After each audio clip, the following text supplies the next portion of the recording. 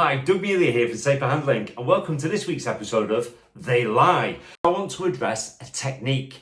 Now, I'm a big believer in principles over techniques, but there are certain techniques when we're going into the realms of self-defense, and I'm going to call it self-defense instead of breakaway and disengagement, which I understand why we call it that, because we don't want to think of people in pajamas that are 6 foot muscle bound swinging things around their heads. We want to talk about disengaging from a client, service user, patient or child. But ultimately, if somebody's hair's being ripped out of their head, people have got a right to defend themselves.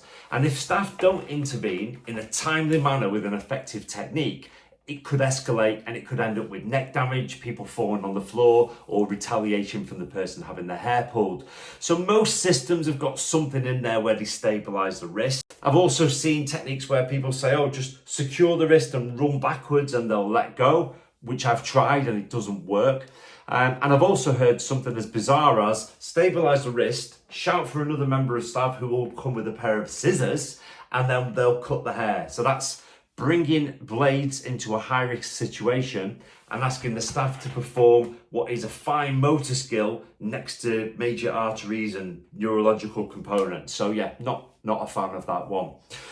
So the local authority, on several occasions where I've been asked to investigate or look at things, or trainers have come to me and said, look, I've had a question around this pinch technique. I've had people from local authorities say that they don't want people to do it, or they're going to go back to the schools and organisations and say they shouldn't use certain training providers if they're using these techniques. I've also heard people talk about accreditations. Now, the levels of accreditation out there, sort of EdXL, City and Guilds, even the non-awarding bodies such as the Restraint Reduction Network, who offer a voluntary scheme, they all promote the use of pain compliance. It's written into their guidance, so it's a bit of a misconception. And I don't like the term restraint reduction because we can't always reduce restraint. And if we're talking about reducing certain holds or eliminated certain holds, that low level hold in a high risk situation becomes pressurized and it's going to cause a high level of pain. Same with a hair grab technique that doesn't work. If we're just stabilizing the wrist and wait until tomorrow or hoping that we can appeal to their better nature, staff are going to panic and struggle and there'll be a danger of them unable to manage it. I've got a specific case study where someone was de-escalating from a seated hold. They released their hold. The child broke free, spun round and sunk his teeth into the deputy head's breast who was restraining the other arm.